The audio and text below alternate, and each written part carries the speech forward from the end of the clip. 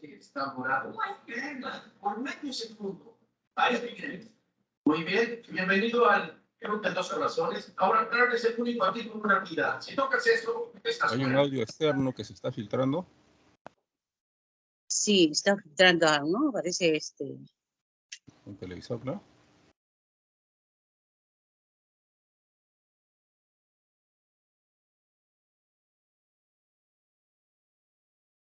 mucho calor, está haciendo calor, ¿ah? Ah, sí, tengo aquí el ventilador al costado. Yo tengo ahí acá, felizmente. En cambio, hay un museo, Ah, más. Ya, debe voy a dar ser. inicio, profesores. Ya, muy Muy buenas tardes con todos. Reciban el cordial saludo de la Oficina de Grados y Gestión de Egresados de la Facultad de Humanidades de la Universidad Nacional Federico Villarreal. Agradecemos la presencia de la audiencia en este escenario de sustentación virtual en conformidad con la Resolución Rectoral 7422-2020 CU-UNFB. Esta resolución da autorización a las actividades por la modalidad virtual. Seguimos con las sustentaciones del día de hoy, en esta oportunidad con la especialidad de Historia, con la aspirante, la bachiller Carmen Norma Hualpa Andrade.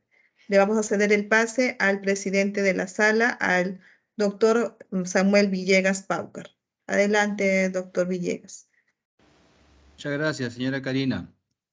Buenas tardes a todos los presentes. Vamos a dar inicio a esta ceremonia de sustentación. En primer lugar, con el dictado de la resolución correspondiente a cargo del profesor vocal de esta sala, Juan Adriano Chumpitaz Fernández. Profesor Chumpitaz, ¿puede usted leer la resolución? Muchísimas gracias, señor presidente. Lectura de la resolución de canal número 351-2022 SAFH-UNF. Visto el proveído número 0132-2022-OGG-FH-UNFB del 2 del 11 de 2022 de la Oficina de Grados y Gestión del Egresado y el expediente número FHU 0117 OGG-UNFB número 055067 del 5 del 11 de 2021, seguido por la bachiller en Historia, Carmen Norma Hualpa Andrade, quien solicita la resolución de expedita para optar el título profesional de licenciada en Historia. Se resuelve. Artículo primero, declarar a la bachiller en Historia, Carmen Norma Hualpa Andrade, expedita para optar el título profesional, el título de licenciada en la especialidad de Historia, por la modalidad de suficiencia profesional, según el artículo 20 del nuevo Reglamento General de Grados y Títulos de la UNFB, Resolución Rectoral número 2900-2018, CU-UNFB del 25 del 6 de 2018 y Resolución número 3518-2006 UNFB. Muchas gracias, señor presidente. Muchas gracias, profesor Chumpitaz. Antes de empezar con la sustentación de la bachiller Hualpa, le pedimos, por favor, señora Hualpa, que pueda realizar un paneo con la cámara, ¿no? Para comprobar que efectivamente se encuentra sola en la habitación donde va a realizar la sustentación. 360 grados.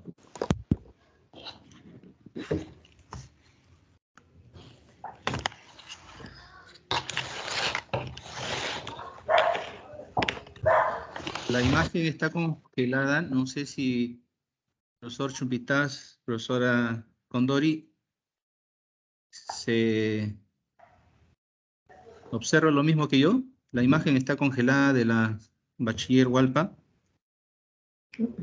La cámara. Mi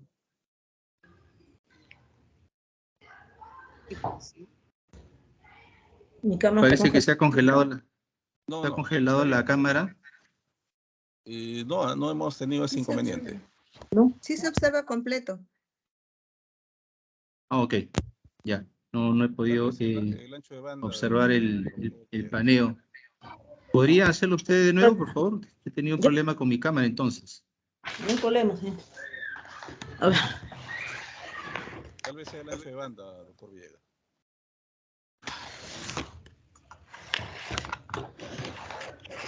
No. Sí, pero pero ¿Ya? ya vemos el paneo, sí. Sí, está Bueno, bien. pero ya, Sí, está bien. sí, ya se está comprobando la profesora Condori y también el profesor Chupitas. Muy bien. Entonces tiene 20 minutos para realizar la sustentación de su trabajo de investigación. Señora Hualpa, puede usted comenzar. Ya, sí, gracias.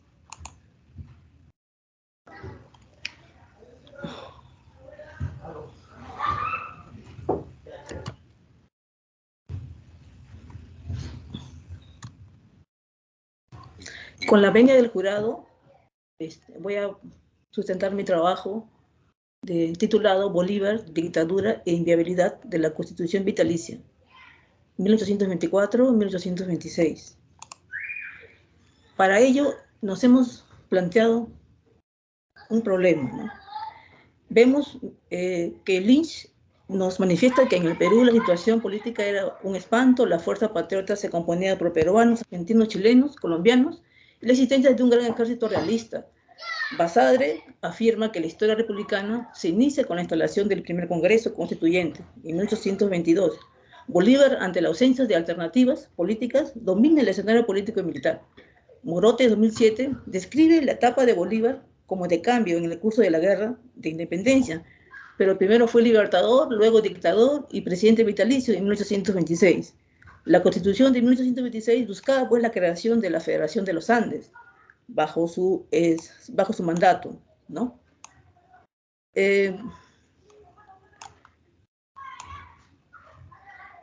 Luego, para ello, nos hemos formulado el siguiente problema general, ¿no? ¿Cuál fue la problemática de la viabilidad de la Constitución vitalicia de Bolívar para el Perú en 1826? Los problemas específicos, el primero, ¿no? ¿Cómo fue el contexto social y político del régimen autoritario que Bolívar asumió en el Perú? ¿Cuáles fueron las características ideológicas y políticas del proyecto constitucional vitalicio de 1826? Y finalmente, ¿cuáles fueron los factores de la problemática de viabilidad que tuvo dicha carta vitalicia en su aplicación en la realidad peruana?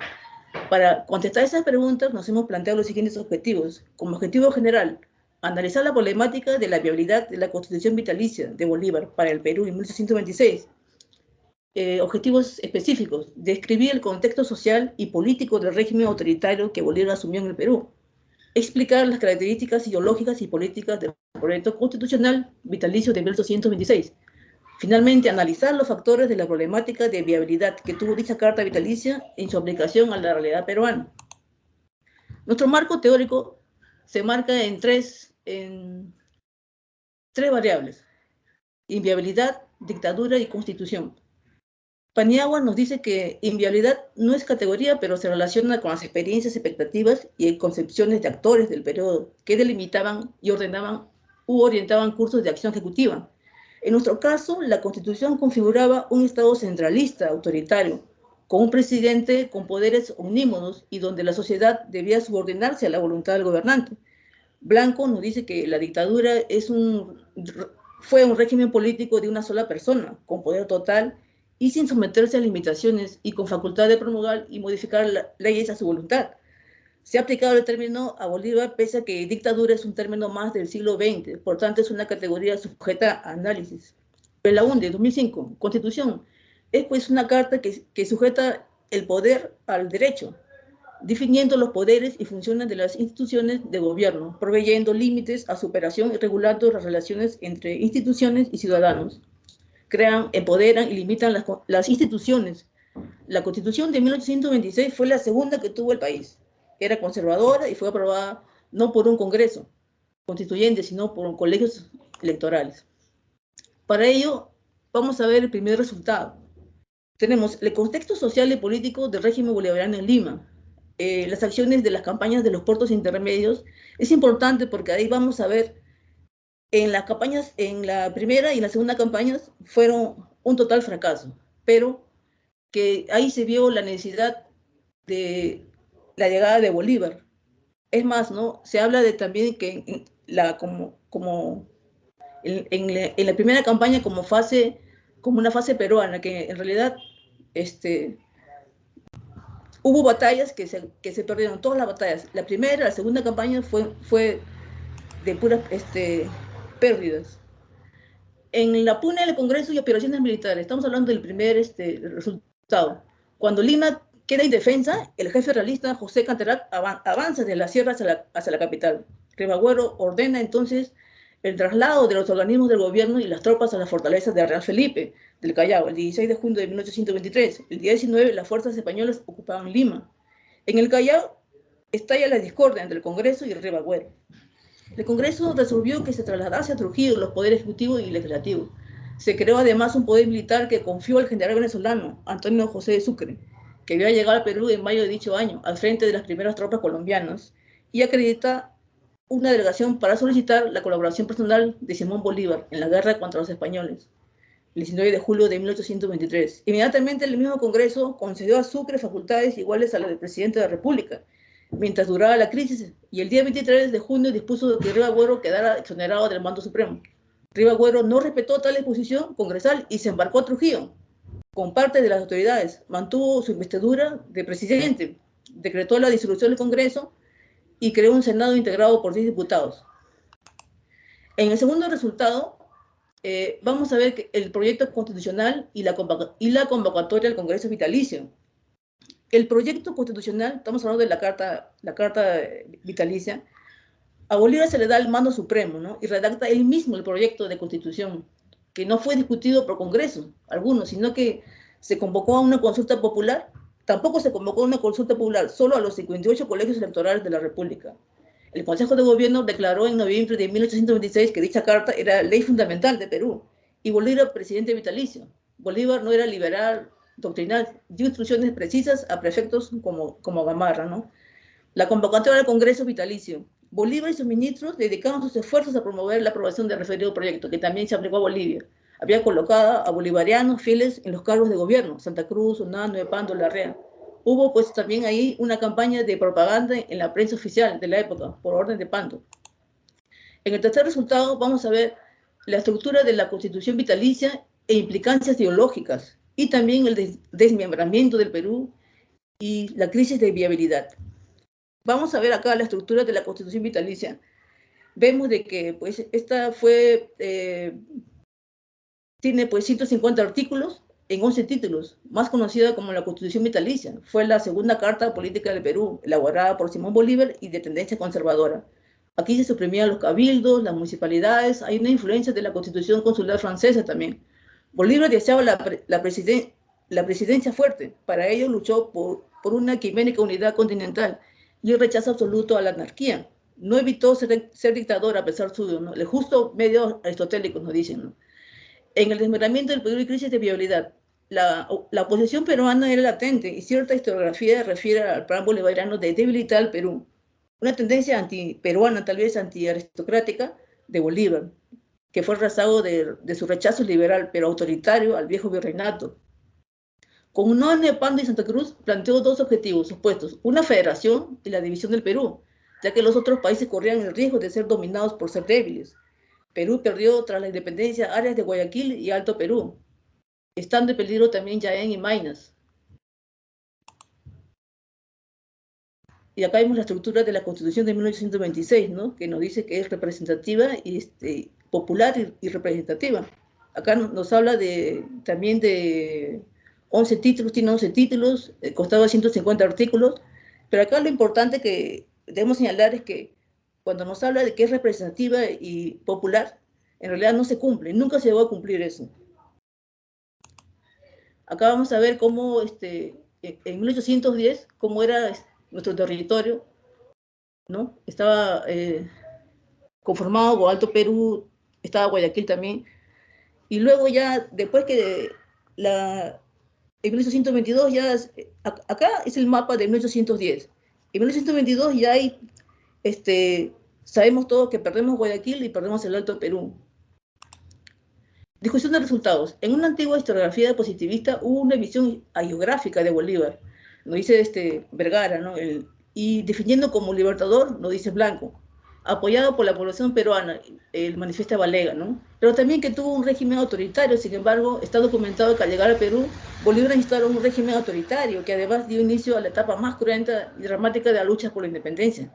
Hubo cupos de guerra, requisas y expropiaciones de patrimonio de los que no estaban al lado de la causa patriota, recibían persecución o exilio de los opositores, como Ribagüero, Torretagle, Luna Pizarro y Guise, ¿no? En Morote vemos lo cual consideramos acertado, ¿no? Bolívar tuvo sus propias motivaciones que no fueron los de la aristocracia criolla, puesto que no quería perder su estatus de clase, apenas emancipados en ese sentido. Los intereses de la clase menos favorecida de la sociedad representaban una amenaza para ellos, así como podría implicar la pérdida de privilegios, los cuales dependían de manos de obra barata y gente subordinada. Eso nos dice Lynch. Bolívar tuvo, pues, percibió la imposibilidad de cambiar las estructuras sociales solo a través de las leyes. Así todas las medidas que tomó fueron extremas, no liberales e incluso dictatoriales. Esto hizo inviable la Constitución bolivariana. Fue antidemocrático, nos dice Pablo Victoria. Bolívar, pues, impone una dictadura comisarial, que fue remedio a la crisis política y militar, según Pauca. Scarlett O'Feller, en 2019, señala que el proceso independentista tuvo particularidades como ser el único lugar donde convergieron las dos corrientes libertadoras y donde gobernaban paralelamente los patriotas en Lima y los realistas con el virrey a la cabeza, desde el Cusco, ¿no?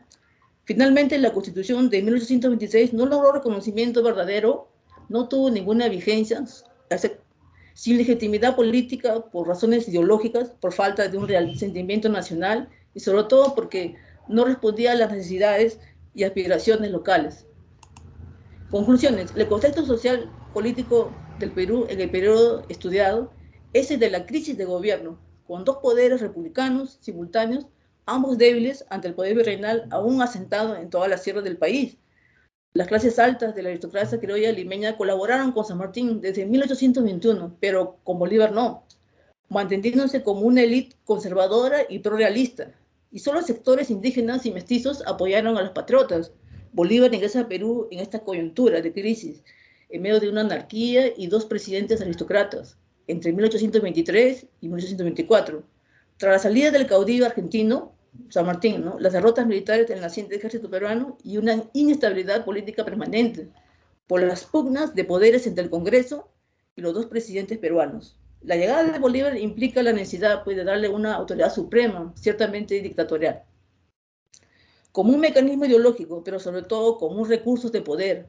Bolívar elabora y propone el proyecto de una constitución autoritaria para los países que ha liberado, tanto para Bolivia como para Perú. Propone, pues, una carta personalista, aprovechando la necesidad de orden ante la inquietud y zozobra nacionales, en medio de las luchas por la independencia, y con su autoridad militar arrancó al Congreso, que fue incondicional, aquel documento constitucional, ¿no?, que es la Carta Vitalicia, ¿no?, logrando imponerse gracias a la estructura administrativa de emergencia que tenía Perú.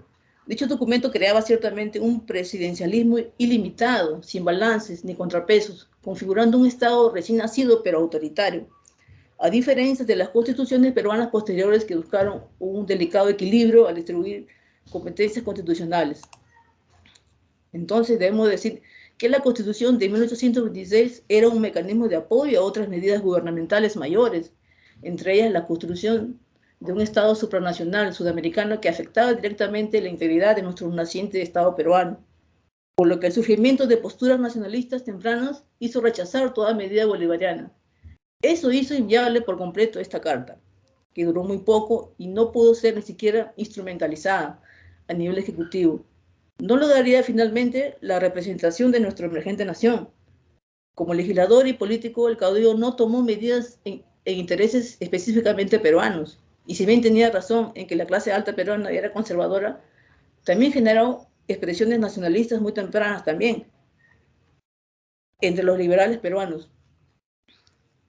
Entonces, por tanto, no logró reconocimiento verdadero, no tuvo ninguna vigencia sin legitimidad política por razones ideológicas, por falta de un real sentimiento nacional y sobre todo porque no respondió a las necesidades y aspiraciones de nuestra emergente nación.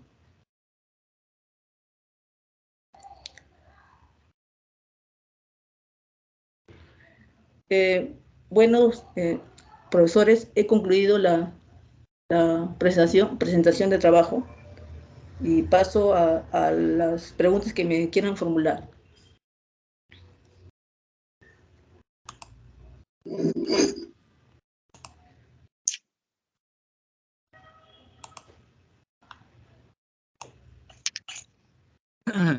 Bien, muchas gracias Vamos a proceder ahora a las preguntas e interrogantes. En primer lugar, profesor Chupitaz, ¿puede usted comenzar con las preguntas que quiera formular a la señora Bachiller Hualpa? Muchísimas gracias, señor presidente. Bien, trabajo, bueno, interesante, pero hay unos elementos que hay que ir puliendo también en vistas a el trabajo como tal. He observado que las tablas no se encuentran correctamente citadas, ¿no? Así que tener mucho cuidado. Tablas y figuras, por favor, mucho cuidado al momento de citar. Hay que referenciarlas e incluirlas como parte de la discusión. En cuanto también a las citas textuales, también se observan citas textuales que no están referenciadas correctamente, ¿no? Eso hay que tener mucho cuidado también con ello, ¿no? Pero salvo esto que se puede arreglar rápidamente, hay algunos elementos que también creo que son mucho más importantes, especialmente en cuanto a primero, los ejes conceptuales, ¿no? Por ejemplo, usted menciona un eje conceptual que es nación, pero sin embargo no lo aclara, ¿no? No queda claro qué es nación, ¿no? Que usted añade que es un eje conceptual. No queda claro, faltaría desarrollarla, ¿no? En cuanto a los conceptos como dictadura, constitución vitalicia y viabilidad, en realidad hay que completarlo, porque no se trata de solamente de colocar dictadura, sino el contexto, ¿no? Es un concepto que hay que construir. Es decir, dictadura bolivariana, por ejemplo, constitución vitalicia del 26, ¿no? Viabilidad de la constitución, así debería más o menos organizarse, ¿no? Porque si no se corre el riesgo de solamente concentrarnos en la terminología, pero no el contexto, ¿no? Bien, entonces solamente son cuestiones que, repito, más bien de forma, ¿no? Pero vayamos a lo que nos interesa realmente, ¿no? A las preguntas que quiero formularles precisamente, ¿no? ¿Por qué, como afirma usted, por qué el centro del conservadurismo, ¿no?, se encontraba en Lima, ¿no? ¿Por qué? ¿Cuál era la causa, ¿no? Segundo,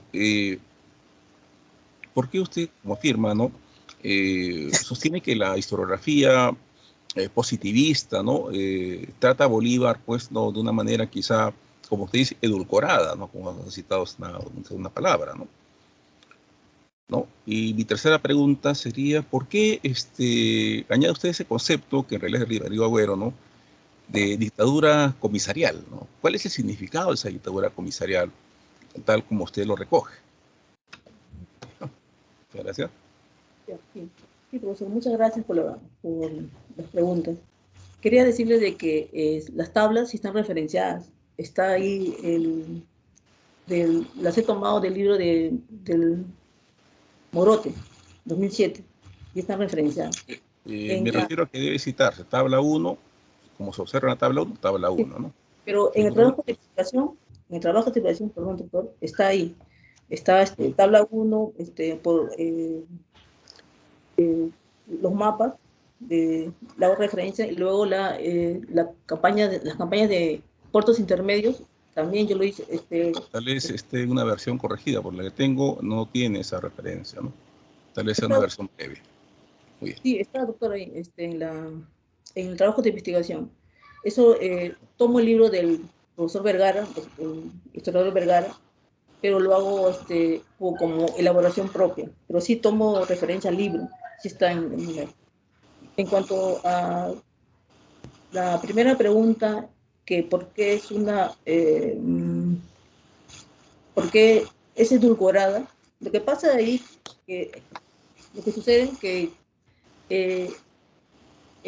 a través recordemos que hemos pasado el bicentenario, ¿no? Hemos pasado el bicentenario, pero que según Lynch, John Lynch, el libro que he consultado y está en mis fuentes, nos dice de que ¿por qué en Lima, precisamente en Lima, no le dan el apoyo a Bolívar, me dicen? Porque hay una clase criolla,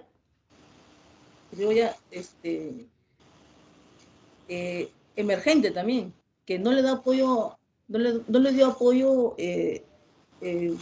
a Bolívar en el sentido político, tampoco económico. ¿Por qué? Porque no se sentía representado esa clase importante, que era los criollos, y también parte de la oligarquía. No se sentían representados por Bolívar. Bolívar era una especie de un extraño que estaba entrando al territorio, al medio donde ellos dominaban, ¿no? Que era la clase dominante. Recordemos que los criollos y los españoles eran los que aún querían seguir teniendo los privilegios que siempre tuvieron en el virreinato. Eso según Lynch, ¿no? La otra pregunta, doctor, disculpe, no lo pude... Le hice 3 preguntas, ¿no? El primero, ¿por qué Bolívar consideraba al Perú, ¿no?, como ese eje, ¿no?, el eje del conservadurismo, ¿no? Claro. La segunda pregunta que le hice fue sobre la historiografía positivista, ¿no? Yeah. Y eso que usted menciona, que ese edulcoramiento a la figura de Bolívar. Y la tercera pregunta que le hice fue sobre este concepto de dictadura comisarial, ¿no? Yeah. Porque no es un concepto que se ha trabajado mucho, pero en realidad solamente de Rivagüero. Sí, efectivamente, tiene razón. ¿Por qué es una historia? ¿Por qué hay un positivismo, hay trabajos historiográficos, históricos, de que sí hablan los conceptos a favor de Bolívar, que fue incluso hasta hagiográfica, como si fuera un santo, ¿no? En eso tenemos al historiador Vergara, tenemos a Vicente Lecuna, que es un historiador venezolano. Tenemos también más que todo, se da esto, vamos a ver ese detalle en el sesquicentenario, cuando los gobiernos militares imponen, no imponen, ¿no?, pero tratan y hacen indican a los historiadores que hacer estudios donde donde entran los valores de patria, héroes, ¿no? Entonces ahí le dan esa categoría a Bolívar. Tenemos esa historiografía cuando se celebra el sesquicentenario de la independencia del Perú, se da. Hay bastantes libros, bastantes fuentes que dan esos estudios, ¿no?, positivistas. En cuanto a la dictadura comisarial, hay un trabajo de acá, justo que dan en Villarreal, que hizo el historiador Paucar, donde dice que sí, no solamente es una dictadura que se tuvo que dar, pero es comisarial en el sentido de que era una manera de calmar la anarquía y el desorden que existía en nuestra naciente nación. En esa nación que todavía estaba en emergencia, ¿no? Estaba emergiendo recién. Entonces, la dictadura comisarial era necesario, según el historiador Paucar, de que era necesario para controlar y que ya no esté en crisis nuestro sistema, ¿no?, el sistema de nuestro Estado. Pero no queda claro cuál es la conceptualización de dictadura comisarial, ¿no? Claro, la dictadura comisarial, según Paucar, nos dice de que sí hubo dictadura, pero que era necesaria. Era necesaria para poder enrumbar nuestro destino y seguir desarrollándonos. Y que era necesaria porque para poder tratar de conducir nuestro país, sí era necesario, según Paucar, era necesario, ¿no? Por eso lo llama así, comisarial. Ya. Muchísimas gracias, señorita. Muchas gracias. Adelante, doctor Villegas. Bien, muchas gracias, profesor Chumpitaz. Entonces, ahora le damos el uso de la palabra a la profesora Condori para que pueda formular las preguntas que considere necesarias a la señora Hualpe. Profesora Condori, puede usted comenzar. Gracias, señor presidente. Ante todo, saludarla y felicitar a la señora, a la bachiller Norma, por el trabajo que ha realizado en esta investigación. simplemente yo quiero hacer la siguiente pregunta, ¿no? ¿Qué te motivó a desarrollar esta constitución vitalicia, ¿no? Impuesta por Simón Bolívar, y por qué no desarrollaste, o por qué no, en todo caso, por ejemplo, desarrollar la constitución de 1822? ¿Qué te motivó? ¿Cuál fue la razón por lo que has desarrollado, ¿no?, este tema? Muchas gracias, profesor. Disculpe, dos. ¿Y cuál es la técnica principal en los instrumentos que has utilizado en tu investigación? ¿Qué me motivó a hacer estudios sobre la Carta Vitalicia? El tema ha sido, yo vi que en el colegio, cuando estaba en el colegio, había mucho protagonismo de los héroes, de los santos. Entonces, incluso la figura de Bolívar era magnetizada, ¿no? En realidad, me causó mucho interés al leer el libro de Paniagua sobre el 2008 y 2006 sobre la Constitución de 1826, cuando habla de que esta no fue que no debemos rendirle tanto honor, tanto prestigio a los héroes, a los patriotas, lo que más bien son las masas, el pueblo, el que hace la historia. No hay protagonismo, o sea, no deberíamos ensalzar las figuras, ¿no? Y eso también yo lo vi en el colegio, de que, bueno, ensalzaba mucho la figura de él, pero al leer libros de John Lynch, Ana Arana, Vicente Lecuna, libros, Morote mismo, me dio la necesidad de que poder entenderle y también abrir el abanico de posibilidades de ver desde un ángulo distinto lo que hizo Bolívar en el Perú, ¿no? Porque no fue tan en realidad fue negativo la entrada de Bolívar aquí al Perú. Entonces, eso me dio a darme en fuentes, también en archivos, ¿no? Ver la manera de consolidar los conceptos.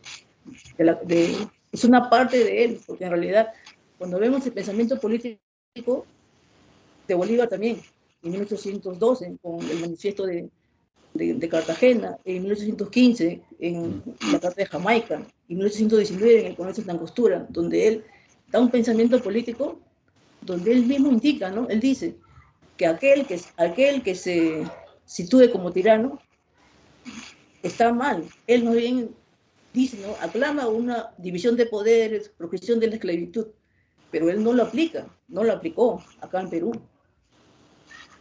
Entonces eso fue lo que me llama mucho la atención, de poder entender un poco más, ¿no?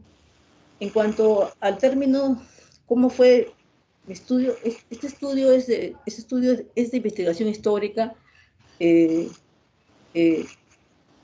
enfoque analítico, y hemos empleado fichas bibliográficas, hemolográficas, hemos llevado al archivo, pero a raíz de la pandemia se paralizó un poco y hemos consultado fuentes de plataformas digitales, Archivo General de la Nación, la Pontificia Universidad Católica, esta institución de Ribagüero, y de eso me he estado haciendo consultas, ¿no?, de esas fuentes. ¿Y por qué no, o sea, no podías, por ejemplo, ¿no? Mismo manifiestas tú, por ejemplo, acá en tu trabajo, es una constitución impuesta, ¿no? Autoritaria, en forma autoritaria, ya, ¿no es cierto? Y por otro lado, sabemos que la constitución del 1822 fue una constitución liberal. Por eso te decía, ¿por qué tomaste este tema, no? ¿Por qué tomaste? Porque de repente no es muy difundido, o porque es interesante. Sí. Recordemos que la Carta de 1826 solamente tuvo como vigencia 49 días y nunca fue instrumentalizada. pero que yo tomo la carta como una manera de ver la figura de Bolívar, las medidas que Bolívar se implanta acá al Perú. Por eso la tomo, o sea, porque me pareció necesario ver de que esa carta era el reflejo de la figura de Bolívar, que al principio nuestros estudios historiográficos no lo dan a entender, ¿no? Ya, Sí. tú has querido hablar de que, o sea, que los demás tomen interés en esta Constitución que consta de 150 capítulos, si no me equivoco, has mencionado, ¿cierto? 150 artículos y 11 títulos. Y lo que me llama la atención bastante ahí en la Constitución, doctora, es que cuando dice que es representativa y popular. Y eso no es verdad, porque no fue representativa ni popular. Porque qué cosa es, cuando hablamos de un gobierno representativo popular, decimos que es popular porque procede y deviene el poder político del pueblo y que este es representado por los representantes mediante el voto. Pero él no lo implantó, no fue así. Él implanta su carta a los colegios electorales, no hubo consulta, no hubo nada. Y es por eso de que ese era el reflejo de él. Sí, doctora, muchas gracias.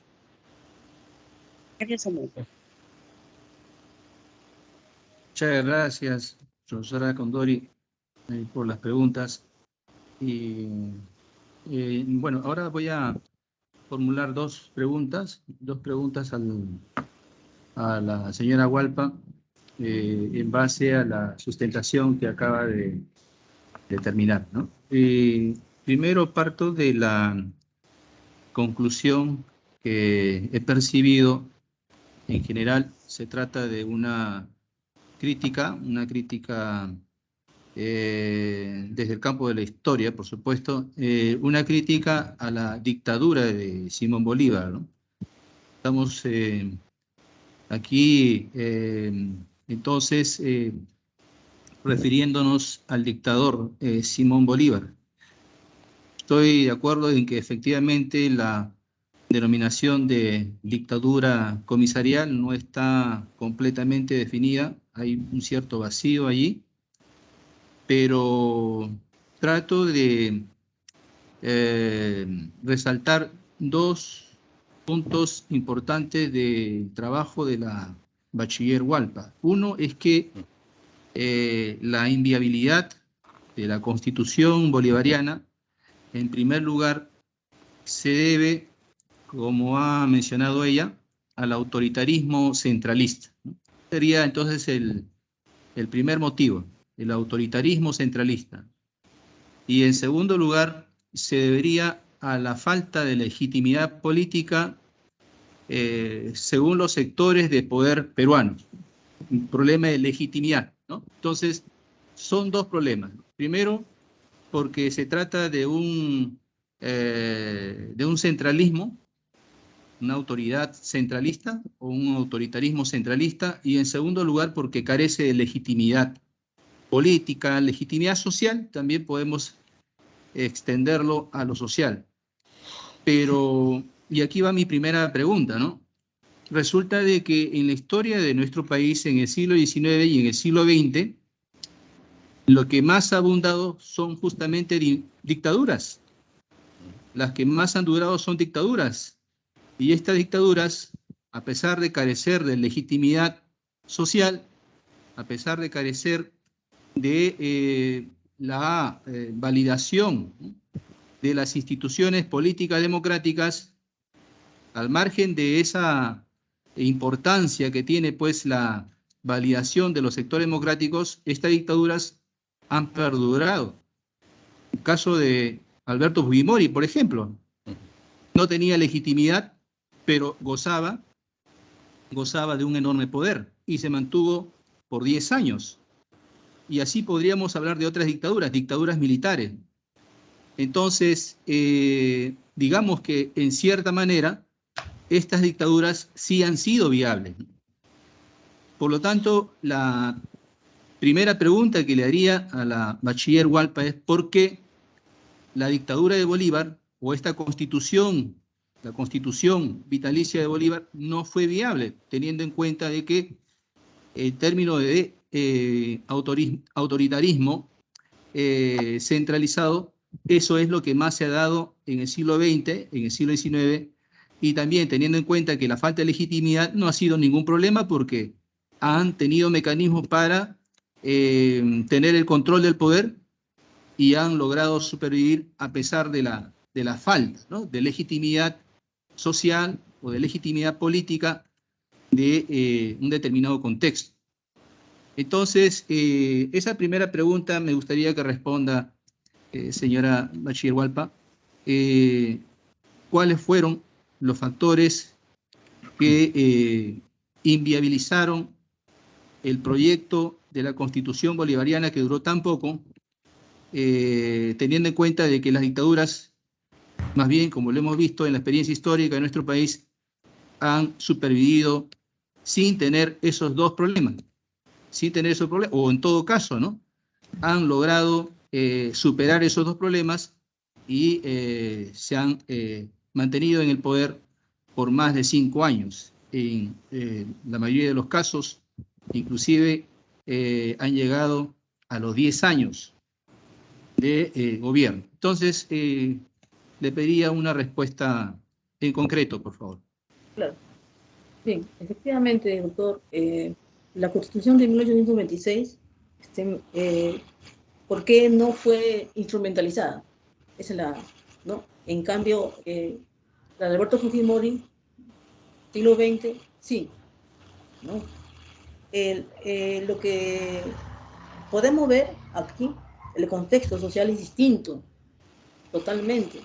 Nosotros, siglo XIX, 1820, estábamos recién saliendo del caos, estábamos en pleno caos y anarquía. Scarlett O'Fallon nos dice que cuando entra Bolívar, cuando dice en su libro Bolívar y su laberinto, en su libro de ella, cuando O'Fallon nos dice de que Bolívar ingresa con dos presidentes, Torre Tagle, Ribagüero, Torre Tagle en Lima, Ribagüero en Trujillo, con un Congreso muy liberal y blando, se podría decir, que no hacía nada, puro liberalista. Y encontramos también al virrey de la Serna, apoderado de toda la sierra, Entonces era una crisis y una anarquía tremenda cuando ingresa Bolívar. Cuando ingresa Bolívar, la clase dominante, la clase criolla, la clase oligárquica, no le dio el apoyo que él debió, ¿no? Él pensaba que sí le iban a dar, pero no recibió el apoyo. Por lo tanto, no tuvo mayor instrumentalidad su constitución, porque de inmediato el Congreso fue muy sumiso, el Congreso de 1822 muy sumiso, porque se auto exoneró para que él pudiera hacerlo. ¿A raíz de qué fue eso? Porque ya nosotros salíamos en las campañas de intermedios, de la primera campaña y la segunda campaña, que fue un total fracaso. Eso evidenció, ya el Congreso estaba, por decir, estaba muy dudoso, ya estábamos, encima Lima había querido ser ocupada. Bolívar entra en esas circunstancias como un salvador en realidad, ¿no? Porque el Congreso fue muy sumiso, le invita y primero entra como libertador, luego como presidente vitalicio, ¿no? Que en su carta nos dice de que él va a ser, por única vez, se va a elegir a un presidente. Y él sería el presidente, ¿no? E incluso hereditario, ¿no? Para que posteriormente sea que él va a escoger, ¿no?, a un presidente. ¿Cómo va? Entonces, en cuanto a eso, había liberales, estábamos en la Sociedad Patriótica, que eran liberales, que se opusieron a la carta, a esa carta magna. Se opusieron totalmente. Y es por eso que ya en 1926 el Congreso de 1823 se apertura para que ya se haga una nueva Constitución de 1827, que es la que la que esta va a suceder, ¿no?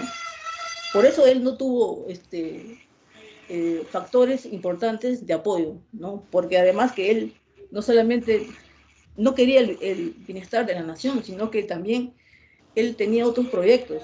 Tenía el proyecto de la Federación Andina y también proyectos más grandes que lo manifiesta en el Congreso, en el manifiesto de Cartagena, y en la Carta de Jamaica en 1815, manifiesta ya de que él soñaba con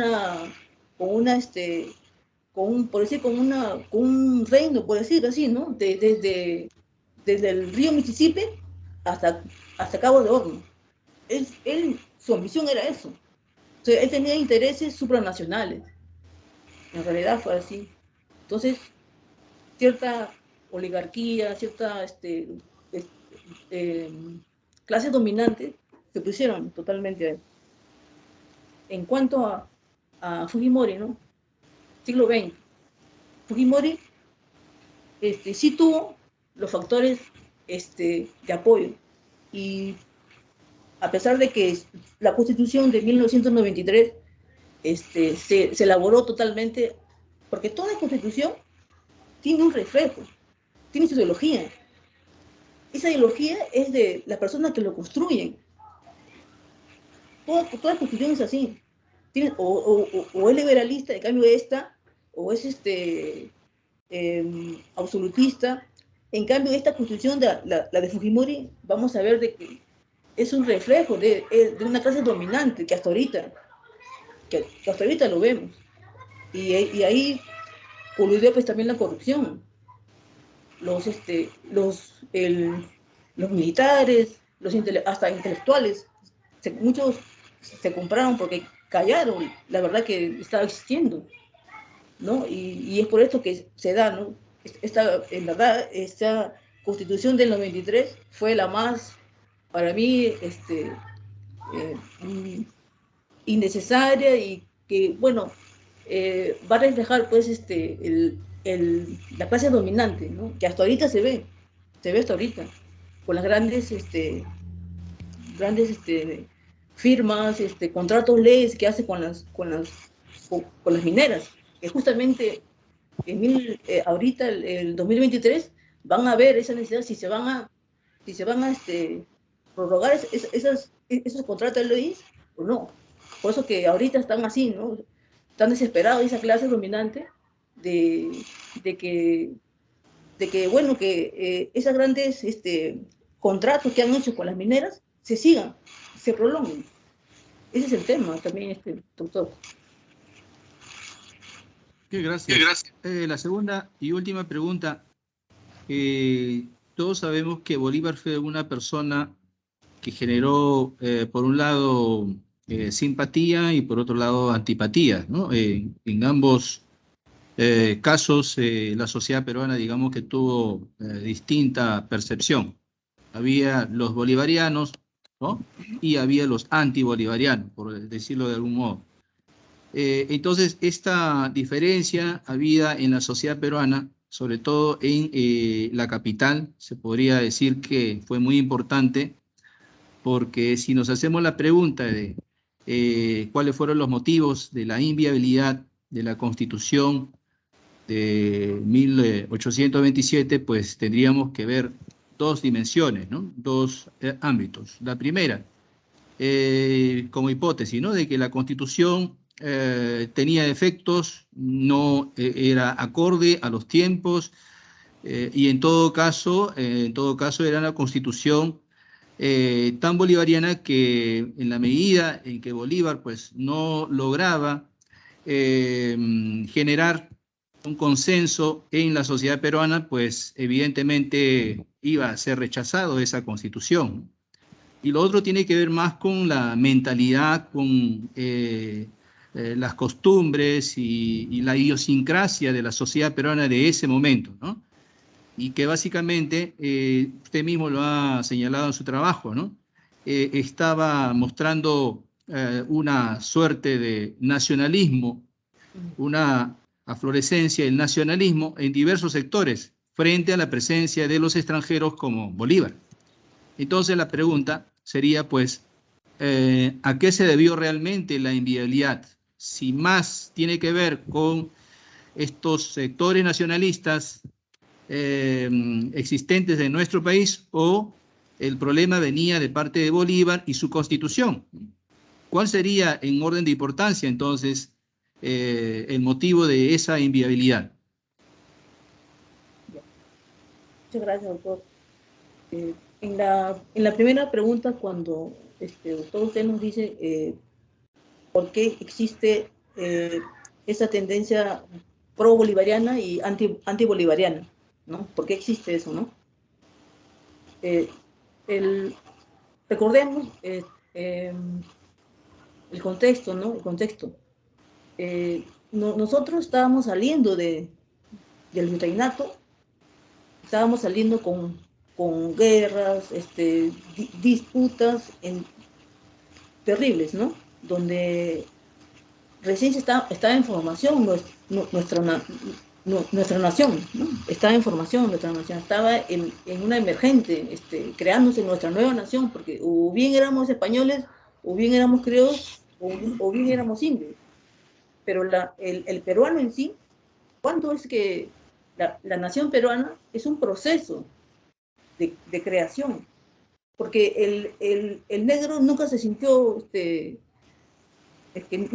siempre estuvo excluido. Vemos que en la Constitución de 1826, él todavía, cuando él habla, por decir, ¿no? Se contradice él mismo, Bolívar, en su pensamiento político, ¿no? Porque en Angostura, él dice, proscribe la esclavitud, pero no lo da. En cambio, en la Constitución de 1826, que quiso implantar acá a nuestra nación, no dice eso. El esclavo sigue siendo esclavo. El tributo también. O sea, los indígenas, sí, cuando San Martín dijo, no, abolió el tributo, Bolívar dijo, no, que siga el tributo. ¿Por qué? Porque tenía la necesidad de dinero, no sé, enriquecerse. Hablamos de expropiaciones también. Cuando hablamos de expropiaciones, las expropiaciones las hacía de los españoles que tenían, pues, haciendas grandes, propiedades, y se quedaban con él. Se quedaban con él. Entonces, por eso hubo ese odio, como dice Pablo Victoria, el historiador colombiano, nos dice la figura de Bolívar, que fue una persona muy cruel, que declaró la guerra muerta a los españoles, pero en el sentido, no porque lo odiaba, sino, recordemos que Bolívar estuvo luchando por por un título mobiliario que nunca le dieron, porque tuvo una abuela que era negra. Entonces, claro, él viaja a España a los 16, se casa muy joven, todo. Recordemos que era un hombre muy rico, era de las 3 familias venezolanas la más rica. Tenía minas, era un hombre muy acaudalado, muy rico, pero tenía esa ambición, ¿no? Era esa ambición tan grande que, mira, él nace en 1783 y muere en 1830, con 47 años. Pobre. Por eso yo digo, ¿no? De que los hechos, como es una reflexión, ¿no? que uno debe hacer, de que no tanto el hecho de la ambición que él tuvo, porque tuvo ambiciones grandes, ¿no?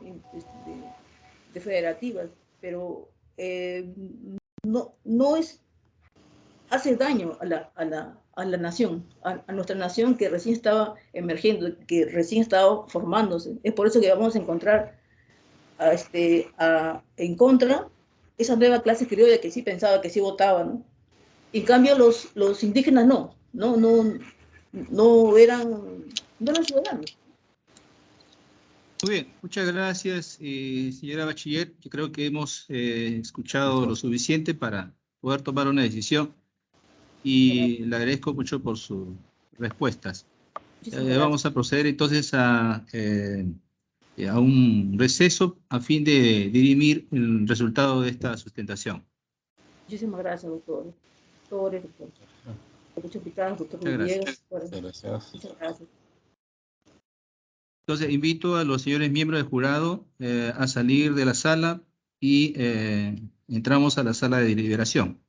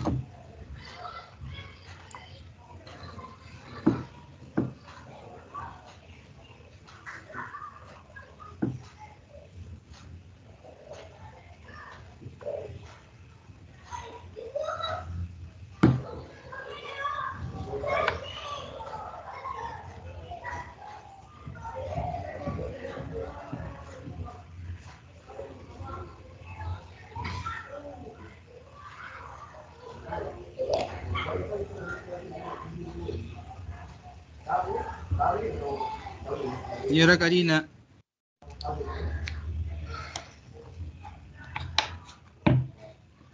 Sí, profesor, le escucho. Sí, estamos listos. Ya. Sí, ¿pueden encender sus cámaras, por favor? Parece que no está. Ya, profesor Villegas. Ahora sí. Entonces, vamos a proceder a la lectura de la acta de calificación de la sustentación realizada por la bachiller Hualpa, para lo cual invitamos al profesor vocal de esta sala, al profesor Juan Chupitaz, y proceda a leer el acta correspondiente, profesor. Muchísimas gracias, señor presidente. Lectura de acta de título profesional. En Lima, a horas 3 de la tarde del día miércoles 28 de diciembre del año 2022, se realizó la sustentación virtual a través de la plataforma Microsoft Teams a cargo de la Facultad de Humanidades de la Universidad Nacional Federico Villarreal, dando cumplimiento a lo dispuesto en la resolución rectoral número 7422-2020-CU-UNFB de fecha 24 del 7 de 2020, en presencia de lo mismo el jurado. Presidente, doctor Samuel Alcides Villegas Paucar, secretario, magíster Juan Adriano Chumbita Fernández, y vocal, licenciada Margarita Condori Tito.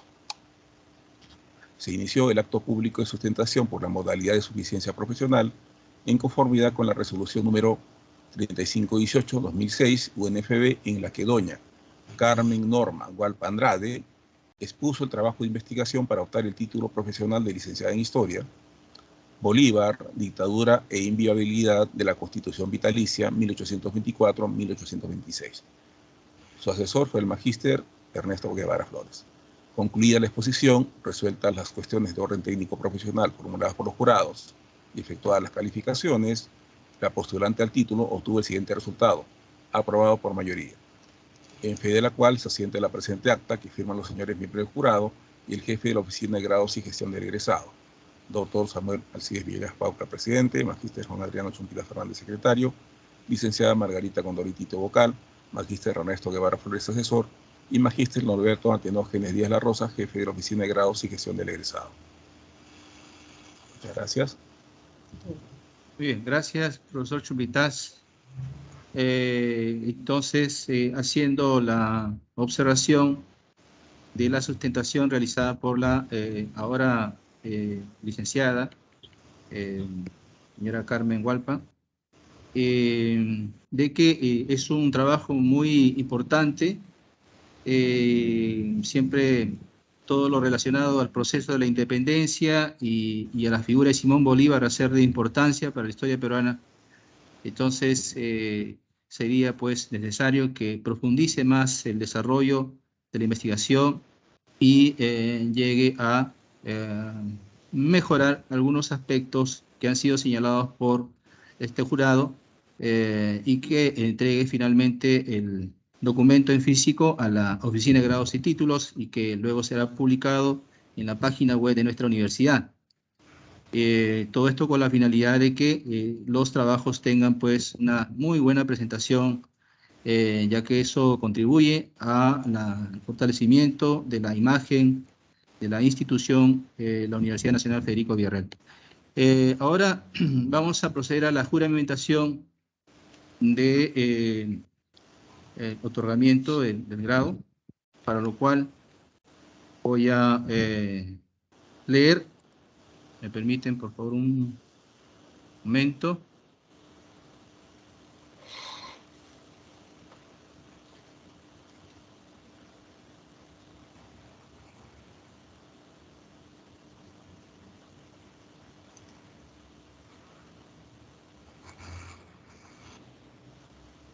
Ya. Muy bien. Entonces, voy a proceder al juramento de honor. Señora Carmen Norma Hualpa Andrade, jura por Dios, la patria y estos santos evangelios cumplir fiel y eficazmente con las funciones y obligaciones de licenciada en Historia que la Universidad Nacional Federico Villarreal le confiere en nombre de la Nación? Yo, Carmen Norma Gualpa Andrade, al abrazar por libre y espontánea voluntad la profesión de historiadora y como expresión pública de mi compromiso consciente con exigencias propias de las humanidades y las responsabilidades que ello conlleva con la nación, juro por Dios, la patria y la constitución política del Perú cumplir con fidelidad los principios y fines democráticos de la sociedad peruana y hacer realidad el desarrollo integral de la persona humana, fin supremo del Estado. Si así fuere, que Dios, la patria y la universidad lo premien, si no, lo demanden. Felicitaciones, señora licenciada Carmen Gualpa. Le deseamos los mejores éxitos en su vida profesional y familiar, por supuesto. Muchas gracias a todos los presentes, señores miembros del jurado también. Les tienen las felicitaciones del caso. Y con esto estamos terminando la ceremonia de sustentación de nuestra ahora licenciada Carmen Gualpa, egresada de nuestra universidad, siempre reiterándole los mejores éxitos. Muchas gracias.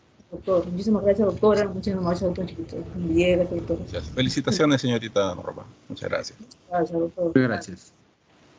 Felicitaciones, señorita. Éxitos en su vida. Felicitaciones también, Norma, por el logro profesional por parte de la Oficina de Grados y Gestión del Egresado de la Facultad de Humanidades. Felicidades, Norma. Ya ves que todo se hizo posible. La señorita tuvo dificultades en el anterior problema técnico, básicamente. Felizmente logra solucionarse y ya ahora ya ha obtenido el avance profesional. Normita, te invitamos a seguirnos acompañando si consideras. Por favor, si te vamos a pedir la cámara apagada. Por favor, vamos a invitar a la siguiente señorita programada para la sustentación, la señorita Leslie Cardish Mauricio. Por favor, confirmar su asistencia. Señorita Leslie Cardish. No veo aquí a la señorita Cardish. Sí, justamente, casualmente por ello lo estoy mencionando, como les comenté, y es bueno que también los invitados que se encuentran aquí presentes tengan de conocimiento. Todas esas actividades quedan grabadas. La señorita ha sido informada oportunamente con respecto a su reprogramación, porque ella tuvo una sustentación al inicio, una primera programación que lamentablemente no se llevó a cabo. Jaló la señorita y se ha vuelto a reprogramar con fecha de hoy, lo cual ha tenido conocimiento, pero sin embargo no ha ingresado a la actividad como queda registrado en este momento. Del mismo modo, tampoco confirmó el correo del cual se envió pidiendo, obviamente, la confirmación que se comunicó, obviamente, la fecha nueva, que era el día de hoy. Del mismo modo, hoy día se ha hecho envío otro correo solicitando a la señorita que ingrese. Se le ha comunicado vía telefónica, vía correo, del cual no ha hecho conocimiento de su asistencia el día de hoy, salvo que no la tengo registrada aquí. Entonces, dejo registrado por parte de la Oficina de Grados, presidente de la sala, el doctor Samuel Villegas, del mismo modo al secretario, al profesor magíster Juan Chumpitas, y a la licenciada Margarita Condori, vocal, los cuales han sido también de conocimiento con la información que estaban programados para la sustentación de la señorita Leslie Cardish Mauricio, también de la Universidad de Historia. Entonces, profesores, esperamos, ¿le parece, por si acaso, unos 10 minutos? Ya, No me ha está bien. comunicado hasta el momento la señorita nada, ni por teléfono, ni por correo. De Pero, acuerdo. ¿le consideran? ¿Le esperamos unos 10 minutos? Sí. Sí, está bien, de acuerdo. ¿Puedo, Esperamos. señorita Karina, ¿puedo cerrar la cámara ya ahí, Claudio? Sí. Tú, Normita, sí. Puedes apagar tu cámara, no hay problema. Ya eso Muchas- ya con respecto a la siguiente sustentación. Muchas gracias, bendiciones para todos, todo el jurado y para usted, señorita Karina. Bendiciones y que tengan un feliz año. Muchísimas gracias. Muchas gracias. Feliz año. Feliz año. Feliz año Feliz también año. para ti, Norma. Feliz año. Hasta pronto.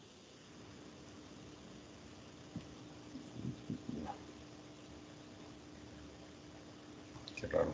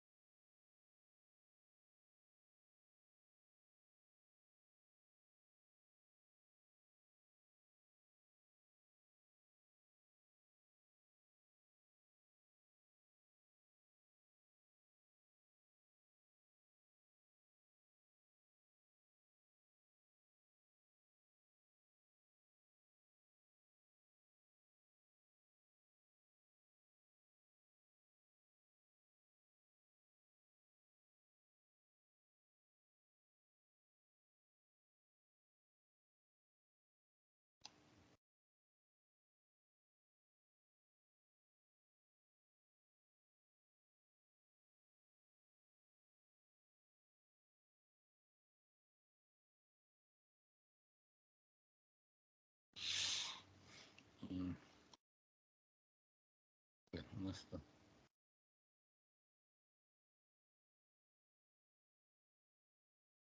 Yo creo que ya no se acerca la señorita.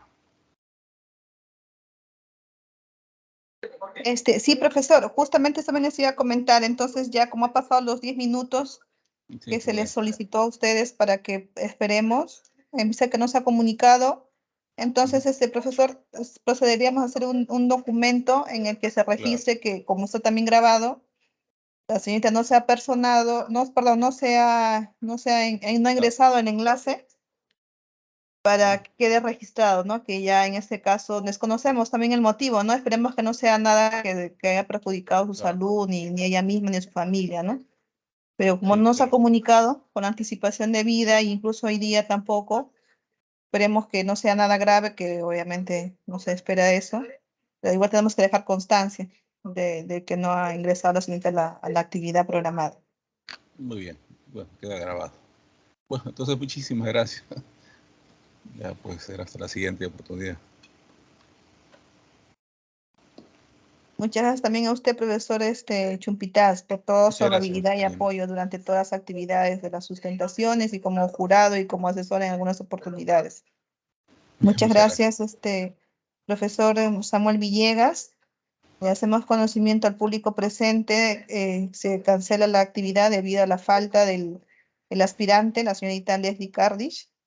Igual damos agradecimiento, sin embargo, a la colaboración y siempre buena disposición de los docentes de la facultad, que en esta oportunidad, como ustedes constan, está el doctor Samuel Villegas como presidente, que también en otras oportunidades también lo ha estado apoyando a las sustentaciones, también como asesor en algunos trabajos. Del mismo modo, agradecemos al profesor Juan Chumpitaz nuevamente por su buena disposición también en cuanto a revisión, como asesor, como jurado en las distintas sustentaciones que se han realizado durante el año. Del mismo modo, también a la licenciada Margarita Condori, que está en esta oportunidad como vocal. También le agradecemos por toda la disposición y apoyo que ha venido realizando durante todo este año a todos los aspirantes al título profesional en la especialidad de Historia. Y también, obviamente, a todos los jóvenes que han logrado la obtención del título profesional y los avances profesionales que se van viendo resultado en este año 2022. Damos por cerrada la actividad. Agradecemos a la audiencia que nos ha acompañado, del mismo modo a los jurados, que tengan todos muy buenas tardes. Muchísimas gracias. Buenas tardes a Buenas todos tardes, y feliz señora año Karina. nuevo. Buenas tardes a todos. Feliz año nuevo. Feliz año nuevo. Feliz año Feliz año. también. Que tengan feliz año. Ya, muchas gracias.